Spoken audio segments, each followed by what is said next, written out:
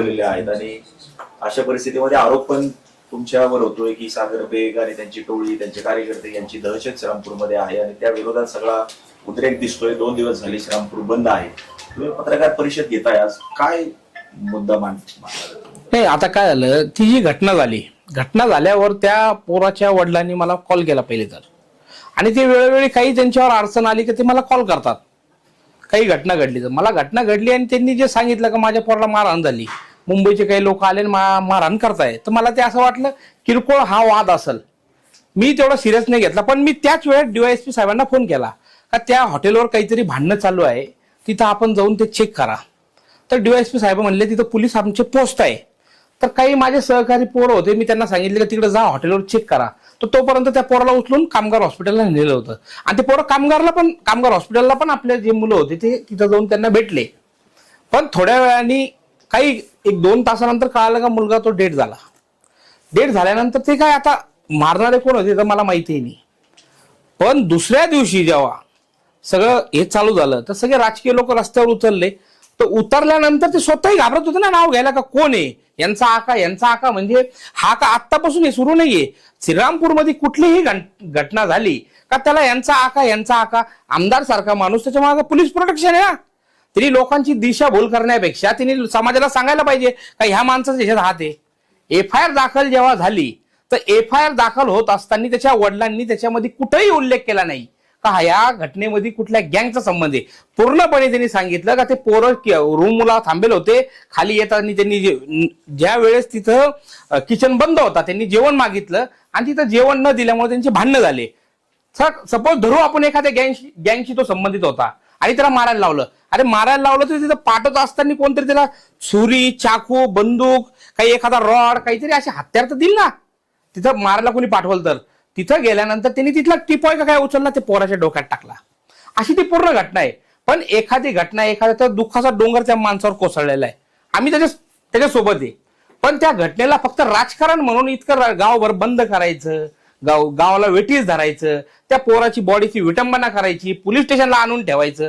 अरे बापाचंच म्हणणं नव्हतं ना काय असं गँगवर झाला का त्याची सुपारी झाली, असं बापाचंच म्हणणं नव्हतं काही. पण त्या माणसाला सुद्धा प्रेशराईज करणं का कुणाच तरी नाव घे, ह्या लोकांना फक्त राजकारण करायचंय. अरे तिथं मोर्चात बसलेले लोक हसताय, ते एवढी वाईट घटना झालेली आहे, आमदार बसलाय, सगळे बसले, हसताय लोक मोर्चामध्ये. आणि त्या ठिकाणी मीही गेलो असतो, पण मी त्या दिवशी इथं नव्हतोच ना. नाही तर त्या मोर्चामध्ये मीही सहभाग झाला होतो. मी इथं नव्हतो त्यावेळेला सांगेन मी मुंबईमध्ये, आणि मला यायला उशीर झाला, मी तिथं नव्हतो त्या दिवशी. आणि माझं एक आपल्या सगळ्या मीडियाच्या माध्यमातून सर्वांना एकच म्हणणं आहे, जिथं आम्ही याच्यात आढळलं असेल, आमचं एक कॉल, एक फोटो. अरे मोर्चामध्ये गेल्यानंतर मी ज्या ठिकाणी मोर्चाला जातो 20-30 हजार लोक त्या मोर्चामध्ये सहभाग घेतात, आणि कोण माझ्यासोबत फोटो काढतोय हे मी तर पाहू शकत नाही ना. एखाद्याने माझा फोटो सोबत काढला आणि तो कुठेतरी पोस्ट केला आणि त्यांनी कुठेतरी काही घटनेमध्ये तो आरोपी भेटला, तर त्याला जबाबदार मला धरणार का तुम्ही? अरे किती लोकांसोबत इथले अनेक नेते मोठे त्यांचेही फोटो आहेत, आणि एका घटनेला फक्त केंद्रित करायचं. आता 4-5 दिवसापूर्वी इथं गोळीबार झाला, 8 दिवसापूर्वी गोळीबार जो झाला, त्याच्यामध्ये गुड्डू यादवचा पुतण्याला गोळी लागली. गुड्डू यादव काँग्रेसच्या तिकिटावर नगरसेवकला उभा होता का नाही, प्रभाग 12 मधून. पण त्याच्याकडे आमदार गेला नाही. का नाही गेला? का ज्या पोरांनी गोळीबार केला ते काँग्रेस पोषित गुंड होते, ते हे काँग्रेसने पोषून ठेवलेले. त्या घटनेवर त्यांनी एक शब्द बोलला का? त्याच्या पहिले जगदनेशला 2 मुसलमानांनी चाकू मारला, त्या पोराची किडनी काढावं लागली, मातंग समाजात होता, त्याच्यावर आमदार बोलला का? का बोलत नाही? नायगावच्या नदीवर एका मातंग समाजाच्या पोराची हत्या झाली, मोका लागल्यानंतर त्यातल्या काही लोकांवर गोळीबार पण श्रीरामपूरमध्ये झाला, त्याच्यावर आमदार बोलला का? आणि त्या केसमध्ये 8 ते 9 आरोपी केलेले, फक्त 2 आरोपी त्याच्यात अटक आहे, इतर आरोपी श्रीरामपूरमध्ये राहतात. मोक्यामधले 2-2 मोके त्यांच्यावर लागतात, आमदार बोलत नाही. फक्त आम्ही राजकारण मध्ये आलोय आणि कुठेतरी काही नसताना आम्ही स्टँड घेतलाय. एवढे 48,000 मतदान आम्हाला पडलेले, ह्याला फिकर ही 2029ची, म्हणून सगळा कारभार करतोय. जेव्हा मला पाकिस्तानवरून धमकी आली, तर आज महाराष्ट्रभरामधून 80 ते 90 पोलीस स्टेशनला निवेदन गेले का यांना पोलीस प्रोटेक्शन द्या. रोज पेपरला बातम्या आहे बाहेरच्या, पण मला त्या प्रोटेक्शनचा काही संबंध नाही. पण एवढी मोठी घटना झाली, त्याच्यावर बोलला का? लव जिहादचा कायदा बनला तर सर्वात पहिले विरोध करणारा हा आमदार आहे. बंटी सारख्या अतिरेक्याला सोबत मांडीला मांडी लावून प्रचार करणारा ह्याला वाईट हे वाटलेलं आहे का बंटी जागीरदारची हत्या झाली आणि ह्यांना त्याच्यात आरोपी का नाही केलं? का बंटी याचा भाऊ आहे या आमदारचा, सगळा सपोर्ट याला तिने केला, करण ससाला सगळा सपोर्ट बंटी जागीरदारने केला. अतिरेकी यांना चालतात, पण कुठला तरी माणूस गुन्हेगारी क्षेत्रातून येऊन धर्माचं काम करत असेल तर तो माणूस यांना कायम गुंड वाटतो. 4 वर्षात माझ्यावर कोणता गुन्हा दाखल झाला एक सांगायचं? माझ्यावर 4 वर्षामध्ये माझ्यावर कुठलाही गुन्हा दाखल झाला नाही. जे गुन्हे दाखल झाले ते माझ्या भाषणावरचे, जिथे इथं भाषण केलं त्या भाषणाचे गुन्हे, इतर माझ्यावर कुठलाही गुन्हा नाहीये. आणि तरी सुद्धा त्या घटनेचा कसं तरी गाव बरबंद करून आता गोरगरीब लोक, भाजीपाले विकणारे लोक, त्यांच्या घरावर अशी परिस्थिती आज का जर इथं विकायला आले आणि आज विकलं तर त्यांच्या घरी संध्याकाळी खातील ते. त्या लोकांची जबरदस्ती दुकानं बंद करतात. आमदार गाडीवर फिरतोय आणि लोकांना दम देतोय. अरे लोकांनी जर सो इच्छेने बंद केले तर ते बंद करायला आमचाही पाठी विरोध करायला मी रस्त्यावर राहील. सगळे व्यापाऱ्यांना आम्ही भेटू आणि सांगू तुम्ही दुकानं उघडा, कुणाच्या भीतीला घाबरू नका. आमदार सारख्याला शोभतं का 2 व्हीलर फिरतो, लोकांना दम देतो, बंद कर बंद कर बंद कर? का जागिरी काय त्याची श्रीरामपूर? या सगळ्या प्रकरणावर एकच स्पष्टीकरण हवं. जे 3 आरोपी पकडलेले आहेत त्यांचा तुमचा काही संबंध आहे का, आणि हे 3 आरोपी कोण आहेत याची पार्श्वभूमी जाणून घेतली, कारण आरोप तुमच्यावर होते. आता याच्यामध्ये भाजपचा नेता आहे आपला श्रीरामपूरचा, त्याच्या रॅल्यामध्ये हे आहे 2 व्हीलरवर, करा तर त्याला पण आरोपी 2 व्हीलर त्यासोबत राहिल्यावर आहे. हेच आरोपी, ह्या आरोपी मधला जो जाधव हो हाय ना 2 व्हीलर रॅली, त्याच्या माग तो भाजपमध्ये आहे. सगळं व्हिडिओ देतो तुम्हाला. आता जे तुम्ही जे नेते गोरखचं नाव घेतात, गोरख पण सगळेच लोक भाजपच्या गाड्यावर वाढदिवस साजरे करायला एकामेकाचे फोटो लावले, तेव्हा कोण नाही बोलणार त्याच्यात? सगळ्यांवर कारवाई करायला पाहिजे ना. आता गोरखवर पण केली तर त्याच्यासोबत गाडीवर जो फिरत होता, जो ताकद देत होता, त्याला पण झाली पाहिजे कारवाई. भाजपचे लोक ताकद देतात आहे ना सोबत. मग सोबत गुंडांच्या टोळ्या तयार केल्या गेल्यात आणि हा बकासूर तयार झालाय असं ते नाही म्हणले ना, पण त्यांनी नाव नाही घेतलं. मी काय म्हणतो, प्रत्येक माणसाने नाव घेतलं पाहिजे. हा बकासूर कोण? नुसतं कोड्यात कशाला ठेवतात? घाबरू नका कोणाला. न्याय व्यवस्था आहे श्रीरामपूरमध्ये, ती तुमच्या पाठीशी आहे ना. माझंही नाव घ्यायचं असेल तर डायरेक्ट नाव घ्या, घाबरता कशाला? सगळे नाव घ्यायला पाहिजे. आणि हा पहिला मोर्चा आहे का ज्या ज्या वेळेस श्रीरामपूरमध्ये कुठलीही घटना होईल आणि कुठला तरी ओळखी पाळखीचा माणूस त्याच्यात भेटला, काही कोड्यात बोलतात. श्रीरामपूरच्या मुली जबरदस्ती उचलून नेतात, त्याचा बलात्कार होतो. अरे एवढी मोगलाई माजली कोणाची? अरे एक तक्रार दाखवा ना, कोणतरी मुलगी समोर आणा. दिशाभूल करायचं काम आहे आणि नाव पण घेत नाही. कोण करतंय? आमदार आहे तू, तुझ्यामुळे तुला या श्रीरामपूर मतदारसंघ सुरक्षित ठेवायची जबाबदारी तुझ्यावर आहे. तू त्यांचे नाव घेतले पाहिजे. नाव का नाही घेत? टोळीचा सहभाग असू शकतो. अरे काहीतरी पुरावा दे, त्याच्यावर मानहानीचा दावा मी दाखल करणार आहे आमदारावर. त्याच्याकडे काही पुरावा असेल ते द्यावा. आणि मी पत्रकार म्हणून पत्रकारांना सगळ्यांना विनंती करतो का त्याला हा प्रश्न विचारा, यांचा कोणता 2 नंबरचा धंदा चालू आहे ते दाखव. उद्या जो महामोर्चा निघतोय, सर्वपक्षीय सर्व नागरिक मोर्चा काढतायत, तुम्ही देखील त्या मोर्चात सहभागी होणार? ते आपण काय सगळे तेच एकच लोक येते आणि ते आरोपच आपल्यावर करणार आहे. उगाच मी गेलो म्हणजे ते काहीतरी बोलणार, मी काहीतरी बोलणार, लोक म्हणतील मोर्चाला खराब करण्यासाठी इथं आले आणि मला आमंत्रण आलं तर मी जाईन. काल एक कारवाई झाली श्रीरामपूरमध्ये, गावठी कट्टा सापडला. त्यामध्ये सोनू जयप्रकाश बेग आणि त्यांच्या पत्नीचं आणखी एकाचं नाव आलं आणि त्यांचा संबंध तुमचे बंधू असल्याशी जोडला जातोय. आमदारांकडनं देखील आरोप होत आहे. नेमकं कसं बघताय इकडे? आता त्यांनी काही फाईल भेटली असं म्हणतात ना. आता एखाद्या लेडीज घरातली बाई आहे, तिची फाईल असेल, तिच्या नवऱ्याची नावाने कुणाच्या नावावर राहणार ती? आणि असे तर एक कॉन्फिडेन्शियली डॉक्युमेंट्स आहे, त्या घरात काय भेटतंय हे कॉन्फिडेन्शियली ठेवायला पाहिजे. पण कॉन्फिडेन्शियली न ठेवता तुम्हाला जे सांगायचं त्यांचं तात्पर्य आहे हे कुठेतरी बदनाम करायचे. त्याची बायको आहे, त्याचे डॉक्युमेंट असतील, हे सगळ्यांना सांगत फिरायचे का? तिचे काही डॉक्युमेंट असेल तर त्या घरामध्ये यांना जायचे, यांनी 20 सर तिथं थांबून सरकारी पंचनामा करून त्या घरात घुसायला पाहिजे होतं. हत्यार कुठले भेटले नाही हा सगळा प्लॅन करून त्यात ठेवला गेलाय. इतके दिवस हत्यार भेटत नव्हते, अचानक हत्यार भेटायला लागले. त्याला कुठेही अटक केलेली नाही, त्याला हजर केलेलं आहे. त्याच्यामध्ये जागीरदार नावाचा पोरगा तो आमच्या घराची रेकी करत होता. त्यावेळेसचा तो वाद आहे असा ती तक्रार आहे. त्या वादातून ती जी केस झाली आणि त्याच्यात तो हजर झालाय. त्याला कुठल्याही पोलिसांनी अटक केली नाही. सागर बेग यांना जाणीवपूर्वक बदनाम करण्याचं षडयंत्र सुरू आहे. 100%. आता मी तुम्हाला पत्र देतो लगेच प्रिंट काढून. ज्या पठाण म्हणजे शाहरुख पठाणवर इथं गोळीबार झाला असं एक 1.5 वर्षापूर्वी एक केस झाली ज्याच्यात गोरख जेदेला अटक झाली. त्या केसमध्ये मी 1.5 वर्षापूर्वी अधिकाऱ्यांना पत्र लिहून दिलेलं आहे, पत्र का ह्या केसमध्ये आमच्या गोरखचा संबंध नाहीये आणि त्याची रिसिप्ट कॉपी माझ्याकडे आणि DVR CDR सगळं त्यांच्याकडे जमा आहे. त्यांचं म्हणणं असं आहे जे मागचे अधिकारी होते त्यांनी तो लॅबला पाठवला नाही, तर ही चूक आमची का त्यांची? 1.5 वर्षामध्ये तो 2दा जेलमध्ये जाऊन आला. ऍडिशनल एसपीने त्याच्यावर चॅप्टर केस केली. त्या दिवशी त्यांना दिसलं नाही का हा फरार आहे? ह्याच दिवशी का अटक करायची?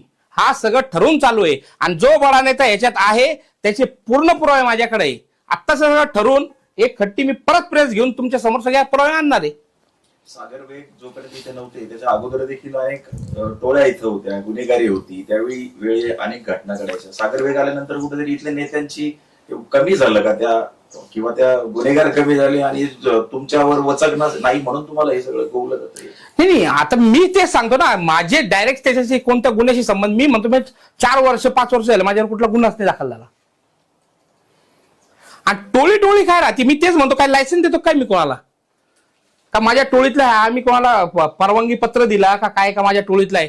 कुठलाही माणूस जोडायचा काय होतं का? ही बाकीची जी संख्या आहे, मी पडतोय आमच्या 8-10 लोक समाज म्हणून माझ्या मागे सगळे.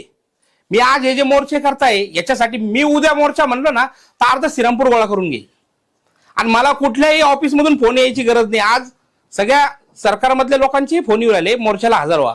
हा जो षडयंत्र आहे तो आमचे सगळं लक्षात येतोय आणि कुठल्याही टोळीशी माझा डायरेक्ट संबंध आला तर मला आरोपी करायला पाहिजे त्याच्यात. तुम्ही आरोपी डायरेक्ट मला करा. तुम्ही कुणाची वाट पाहतात? प्रशासन जरी असेल ती वाट पाहू नका. कुठं तरी तुम्ही चुकीचं करताय म्हणून मला आरोपी करता येत नाही तुम्हाला. पण ही मग आमदार, खासदार, माजी खासदार किंवा माजी आमदार यांच्यावर दहशत आहे का? तुमचं नाव घेत नाही तिथं? अहो त्यांना माहित असेल मी नाहीये, त्यांना माहित असतं. आमदार खासदार खायला, आता माझी खासदार लोखंडे साहेब तिथं होते. लोखंडे साहेबाला बॉडीगार्ड आहे, ते काय घाबरतील मला? आणि आम्ही एका पक्षातले ना, ते कशाला घाबरत? मी तेच सांगतो ना, लोखंडे साहेब तिथं होते, कांबळे साहेब तिथं होते, त्यांनी काय माझं नाव नाही घेतलं आणि त्यांच्या समोर बाकीच्यांनीही कुणी नाव नाही घेतलं. ते फक्त श्रीरामपूरची गुन्हेगारी संपावा ह्यासाठी ते मोर्चामध्ये हजर होते आणि आमचंही समर्थन आहे त्यांना. अशा मोर्चामध्ये गेला पाहिजे, गुन्हेगारी संपलीच पाहिजे. पण गुन्हेगारी फक्त हिंदू करतो हा नॅरेटिव्ह खोडला पाहिजे कुठंतरी. चित्ते आणि ओगले, आमदार ओगले, चित्ते आणि करण ससारे हे 11 जुलैच्या मर्डर केस नंतर 12 जुलै पासून श्रीरामपूर बंद करतायत आणि ते पूर्णपणे रोज फिरून ते दुकाना व्यवसाय सगळे बंद करतायत. आणि याचबरोबर आमदारांनी असं पण एक स्टेटमेंट दिलं आहे की हिंदू धर्मरक्षकच हिंदू लोक आहे. पण एखाद्याला दम द्यायचं, काहीतरी प्रेशर तयार करायचं, बेलापूरमध्ये जाता लोकांना दुकानं बंद करा असं नाही. लोकांनी स्वस्फूर्तीने बंद केले पाहिजे दुकानं. मोठ्या मोठ्या घटना घडतात तेव्हा बंद करत नाही. हा कुठलाही गँगवॉर झालेला नाहीये, हा त्याच्या वडिलांचं म्हणणं आहे. तरी सुद्धा त्याच्या वडिलांवर प्रेशर करायचं काम चालू आहे. आणि काल पोलिसांनी तर हे घेतले, प्रेस घेऊन सांगितलं का ह्यामध्ये 3च आरोपी आहे. आणि आता उद्या यांनी परत मोर्चा ठेवला. मोर्चा ठेवून फक्त एखाद्या माणसाला बदनाम करायचं काम हे कुणाकडून शिकायचं असेल तर या काँग्रेसवाल्यांकडून. जे लोक सगळे एकामेकाला, राजकारण इलेक्शन कुठलं आलं का सगळे एकामेकाला शिव्या देतात, पण कुठंतरी माझं नाव जोडलं कुठल्या घटनेशी तर सगळे भामटे एकत्र येतात. आणि तीच परिस्थिती श्रीरामपूरची झाली. आणि हे काही 8-10 मुंडके का यांना वाटते श्रीरामपूरचे मालकच आहे. कुठे झालं का गाव बंद? मागच्या संक्रांतच्या दिवशी गाव बंद. खरं तर यांच्यावर प्रशासनाने गुन्हे दाखल केले पाहिजे. यांना प्रशासनाने डोक्यावर घेतल्यासारखं आहे. काही हे बोलतील आणि काही होईल. त्या मोर्चामध्ये कुठं ते परिवारचे लोक आहेत का? हेच उड्या मारते, कुठे खुर्च्या टाकतात, कुठेही बसतात आणि गाव बंद. दुबैया यांची एक व्हिडिओ क्लिप व्हायरल झाली. त्यावेळेस दुबैया यांनी घटना घडत असताना किंवा घटनाच्या वेळेस तुम्हाला फोन केला आणि ती व्हिडिओ क्लिप आता, ऑडिओ क्लिप आता व्हायरल झाली आहे. पण दुबैया जे आहे यांनी आपल्याला कॉल करण्याचं खरं कारण काय असू शकतं? आपली त्यांचे काही मैत्रीपूर्ण संबंध, आपले काय त्यांचे व्यावसायिक संबंध, आपल्याला फोन करण्याचं नेमकं कारण काय? नाही, त्यांचे माझे संबंध आहे, एवढे माझे जास्त संबंध नाही. मागेही त्यांचा हॉटेलच्या वरून एका मुलाशी वाद झाला, तो गुन्हा दाखल होत होता. त्यांनी मला कॉल केला. मी साहेबाला म्हणलो जर ते होत असेल तिथला वेटर दारू पिलेला होता, काहीतरी उलटा बोलला, त्यांनी काहीतरी 2-3 चापटी त्याला मारले होते. मी त्याला सांगितलं नका करू साहेब दाखल, ते होऊन जाईल. तर त्याला काहीतरी विश्वास आला असेल काय ना, फोन केला तर मदत भेटल, त्या विश्वासाने त्याने मला फोन केला. त्याच ठिकाणी त्याने आमदारला का फोन नाही केला, कुठल्या खासदाराला का फोन नाही केला, मलाच का फोन केला त्यांनी? आणि ते तरी माझे ऑटो रेकॉर्ड होता म्हणून माझ्याकडे ती रेकॉर्डिंग भेटली. कदाचित मी त्या दिवशी फोन उचलला नसता आणि रिटर्न त्याला फोन लावला असता तर एखादा म्हणला असता धमकोलच, ते झालं असतं. नुकतंच आता श्रीरामपूर शहर पोलीस स्टेशननी वॉर्ड नंबर 7 सरस्वती कॉलनीमध्ये एका अपार्टमेंटमध्ये रात्री उशिरा कारवाई केली. त्याच्यामध्ये काही आक्षेपार्ह फोटो, डॉक्युमेंट्स बरोबरच एक गावठी कट्टा आणि 2 कारतुसं सापडली. आणि त्याच्यामध्ये सोनू बेग, त्यानंतर एक श्रद्धा नावाची मुलगी आणि एक अजून एका मुलावरती गुन्हा दाखल झालाय. त्या प्रकरणाबद्दल तुम्ही काय सांगाल?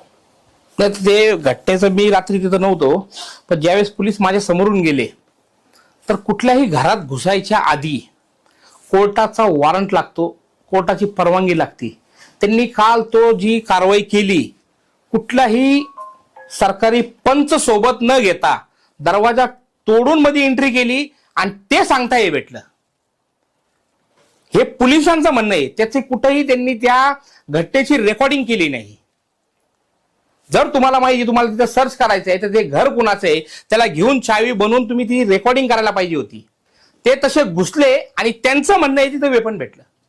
आणि हे कुठेतरी बदनाम करायचं काम चालू आहे. माझ्याकडे अनेक रेकॉर्डिंग आलेले आहे, मी ते योग्य वेळी देणार आहे. याच्यात मोठ्या मोठ्या नेत्यांचा हात आहे. ज्या नेत्यांनी हे सगळं रचलेलं आहे त्या अनेक लोकांची माझ्याकडे रेकॉर्डिंग आल्या. अनेक पोरींकडे हे जाऊन सांगताय का तुम्ही यांच्यावर बलात्कारचे गुन्हे दाखल करा. त्या सगळ्या पोरींशी माझा संपर्क झालेला आहे. त्या पोरींनी सगळ्यांनी व्हिडिओ बनवले आणि त्या सगळ्या पोरी पोलीस स्टेशनला हजर होऊन सांगणार आहे का त्यांच्याकडे कोण कोण जात आहे आणि यांच्यावर बलात्कारचे गुन्हे दाखल करा, हे सांगता हे सगळं मी उघड करणार आहे. म्हणजे आकाश दुबैया या तरुणाच्या हत्येशी तुमचा एकतरच तुमचा किंवा तुमच्या लोकांचा संबंध नाहीये असं तुमचं म्हणणं आहे. पण जाणीवपूर्वक तुम्हाला या सगळ्या याच्यात गोवलं जात आहे, हे सगळ्या प्रकरणात प्रयत्न चालू आहे गोवायचा. काय झालं, एकदा माणसाचं नाव लागलं गुंड का त्याला जोडायचं ना त्याच्याशी. तर मी काय म्हणतो, कुठंतरी अशी लिंक जोडून द्यायची का त्या पोरांचा माझा 1% सुद्धा संबंध असेल, अशी लिंक तरी जोडून द्यायची ना, का ज्यांचा माझा काहीतरी संबंध आहे त्याच्यात. उगाच फक्त गाव बदनाम करायचं. श्रीरामपूरमध्ये गुन्हेगारी वाढली. आज परिस्थिती बघा, इथून श्रीरामपूरच्या इथून पलीकडे जर पाहिलं वार्ड नंबर 2 मध्ये तर मोठ्या मोठ्या ट्रकात तोडल्या जातात चोरीच्या. आणि जेवढे गाड्या चोरी होतात आपल्या जिल्ह्यामधले त्या या वार्ड नंबर 2 मध्ये स्क्रॅपच्या माध्यमातून तोडायला येतात. त्याच्यावर आमदारला ते दिसत नाही. महाराष्ट्रभर गो हत्याबंदी कायदा आहे, सगळे कत्ली करणारे, गायाच्या कत्ली करणारे आमदार सोबत फिरतात, ते त्याला दिसत नाही. घटना ही चुकीची झालेली आहे आणि त्या दुबळ्या परिवाराला आमचं समर्थन आहे. आणि जिथं त्यांना असं वाटन का आमची गरज पडल तर तिथं आम्ही निवेदन देऊ आणि जिथं मोर्चे काढायचे तिथं त्यांच्या सोबत जाऊ. त्या लोकांशी माझा कुठलाही संबंध नाहीये. हिंदुत्वाची शाल पांघरून बेग टोळी 2 नंबरचे धंदे करत असल्याचा आरोप हेमंत ओगले करतात. हा, ते तर माझं मेन म्हणणं आहे. एक पोलिसाची अशी रेड दाखवायची का ज्या 2 नंबर, एक तर माझे पोलीस माझ्याकडून हप्ते घेत असतील आणि तिथं जात नसतील, मग त्या पोलिसाला कारवाई केली पाहिजे. माझ्या माणसांवर, माझ्यावर, माझ्या परिवारच्या माणसावर एक गुन्हा असा दाखवायचा का कुठल्या तरी 2 नंबर धंद्याचा त्याच्यावर गुन्हा दाखल झाला, किंवा या आमदारांनी तिथं नेऊन दाखवायला पाहिजे हा धंदा याचा आहे. उगाच लोकांची दिशाभूल करायची नाही. माझे कुठलेही 2 नंबरचे धंदे चालत नाही. असं कुठेही आढळत असेल तर तुम्ही त्यांना विचारायला पाहिजे का कोणता धंदा यांचा आहे 2 नंबरचा, हा तू चलून दाखव.